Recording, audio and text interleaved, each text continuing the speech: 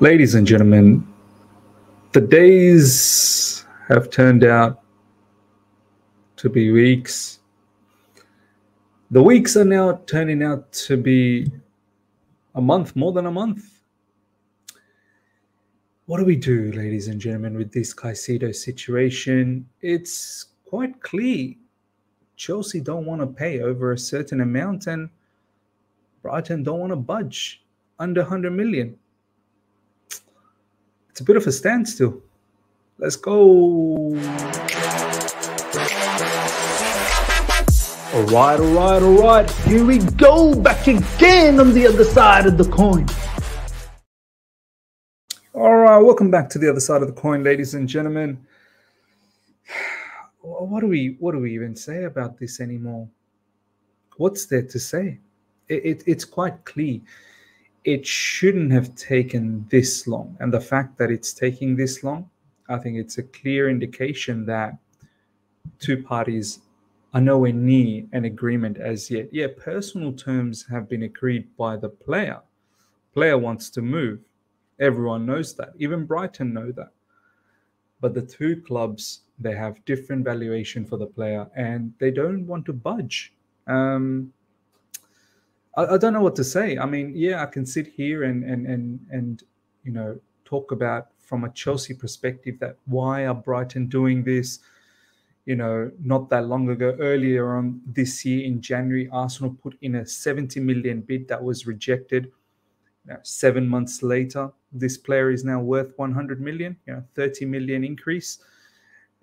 I personally thought 80 million is a reasonable amount of fee in this transfer market, but West Ham's madness, with Declan Rice, the 100 million price tag has turned Brighton's head, and now they feel that their player is worth minimum 100 million because they deem their player to be better than Declan Rice. So what do? You can't even tell Brighton that stop being like that, because that's their player, that's their asset. They can deem that asset to be however much they feel it's worth. Like, it's, we can't be pushing them around.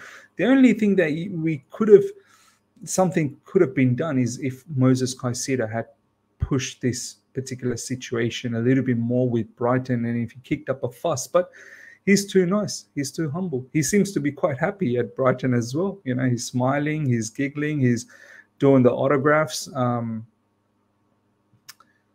We're in a conundrum, and the latest in regards to this is that Chelsea are not going to budge apparently from the 80 million. They're going to wait it out. They're going to see and talk and wait it out as long as it takes, and then see if Brighton come around. And Brighton stands still. Their stance is that 100 million or nothing, and they're happy to keep the player.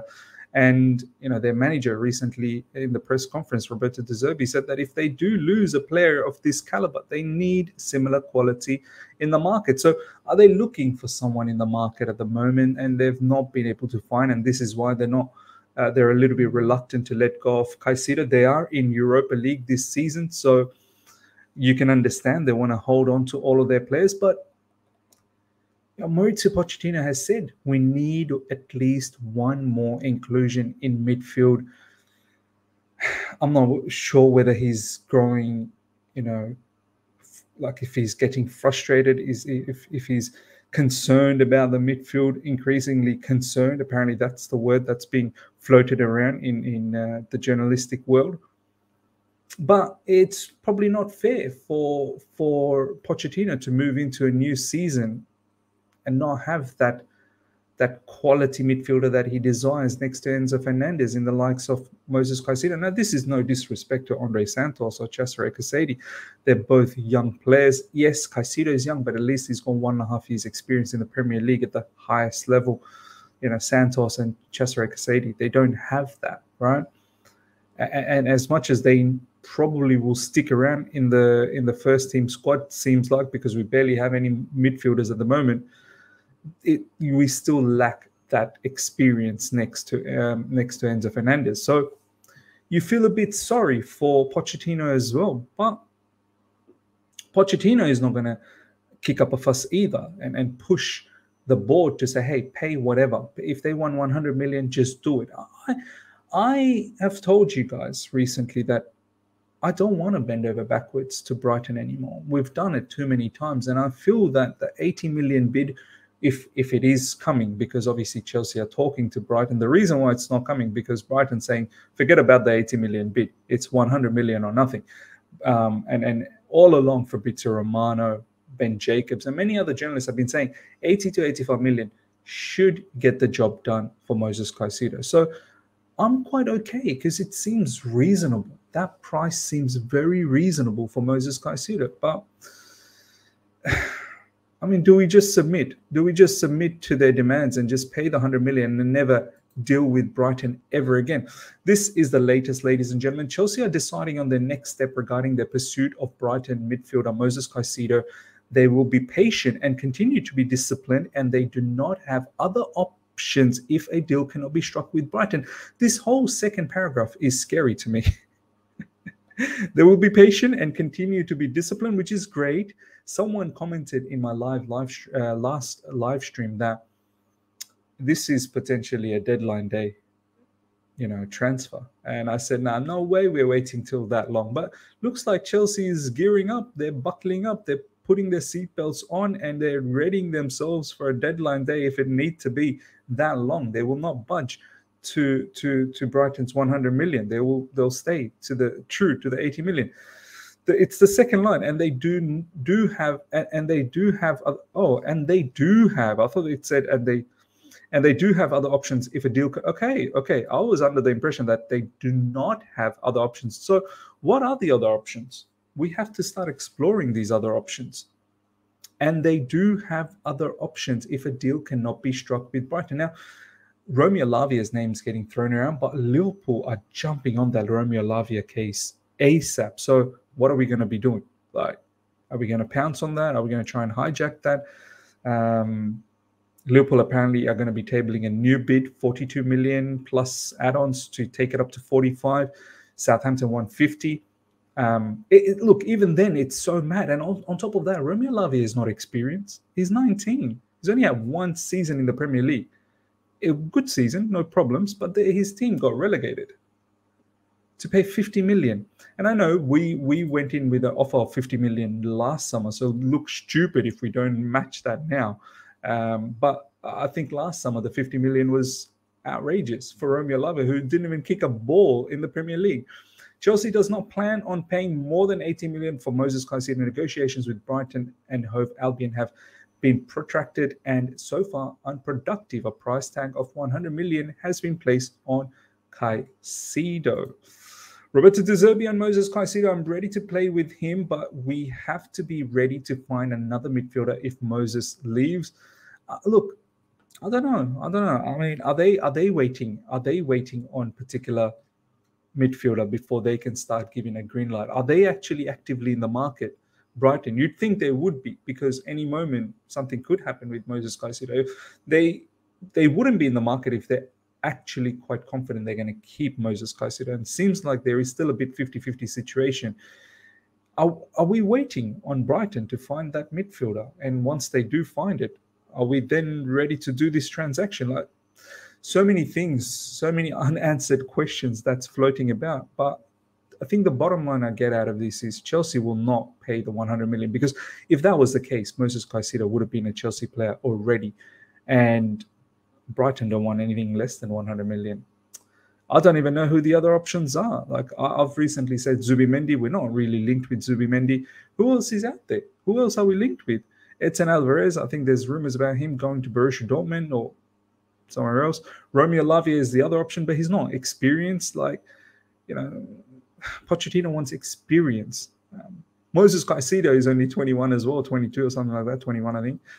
But as I said, he's got a little bit more experience than Romeo Lavia at the top order. But it's not looking good. It's not looking good. I mean, I'm confident with Santos and Enzo Fernandez and Cesare Cassetti, but not for the entire season. There needs to be another midfielder, high-quality midfielder there. So Let me know, ladies and gentlemen, what you think about that. Throw in some alternatives. I know some of you guys may say Amrabat. The discussions with Man United apparently are quite deep as well over there. Could we perhaps hijack that? I don't know. It's a sad situation, honestly. I thought Caicedo would have been a Chelsea player by now. Next up, ladies and gentlemen, West Ham are discussing whether to go back in with an improved offer for Chelsea midfielder Conor Gallagher. 40 million already rejected. I mean, do we let go of Conor Gallagher if we don't get Caicedo? Kind of seems mad. Like, even though I think Conor Gallagher doesn't fit Chelsea's style, like he simply isn't Chelsea quality. But would it be wise to get rid of Conor Gallagher if we don't get someone like Caicedo in? I mean, we need bodies in midfield. At least he's someone who's going to be there, who's going to run around, at least give cardio sessions. But West Ham, are they going to come back more than 40 million? I think if West Ham comes back for about 45 million guaranteed fee, I think we should really consider selling him. But then what happens? Are we going to add that money on top of that 80 million and maybe pay the 100 million to get Moisés Caicedo because we've been able to sell Conor Gallagher? It's a messy situation, this midfield right now. It really is a messy situation. All right, next up, Chelsea remain interested in Ajax attacking midfielder Mohammed Kudus. Look, Mohammed Kudus' conversation is getting more intense day by day. David Ornstein is the one who's really driving this. And this player makes sense. This player absolutely makes sense for Chelsea Football Club. There hasn't been no official bid yet, but initial talks have taken place. Further goes on, this is from David Ornstein. Chelsea are weighing up a move for 22-year-old Mohammed Kudus. He's also a potential target for Manchester United as an alternative to Rasmus Højlund. I think Man United will get Højlund, so I don't think they'll be in for Mohammed Kudus. Brighton were keen on Mohammed Kudus. Let's snatch that away from Brighton. Yeah, look, David Ornstein is now consistently talking about Mohammed Kudus to Chelsea Football Club. And as I said, central attacking midfielder, someone who could potentially play as a striker up front, who can play on the left side, versatility. This makes sense to me. Absolutely. There's probably space for one more attacking player. And this definitely makes sense to me. After that, we shut up shop in the attacking front and really concentrate on the midfield. I don't think we're going to add any more player, and I don't think we're going to really add. Well, I think we should be adding one more goalkeeper.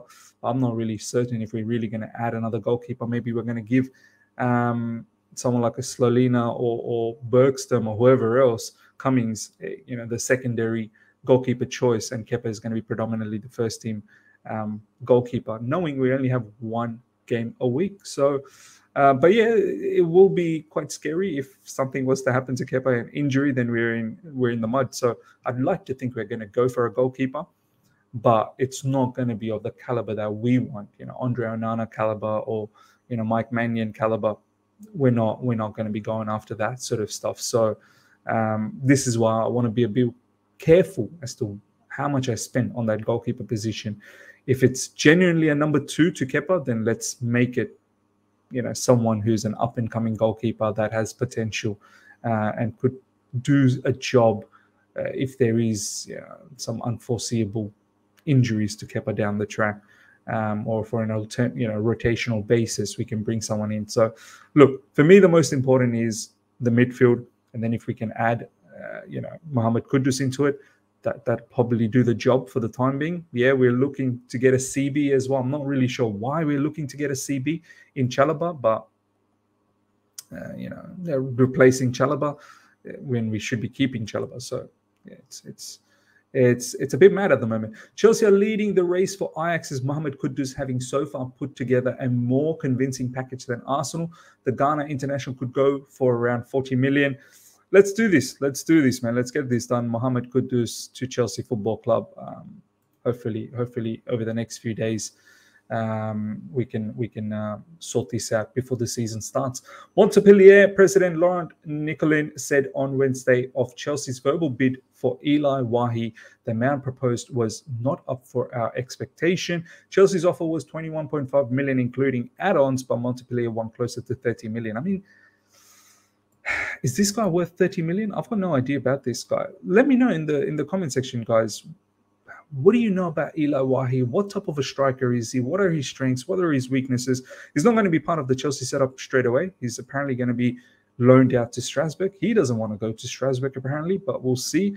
30 million. 21.5 million probably sounds decent enough for an unknown quantity.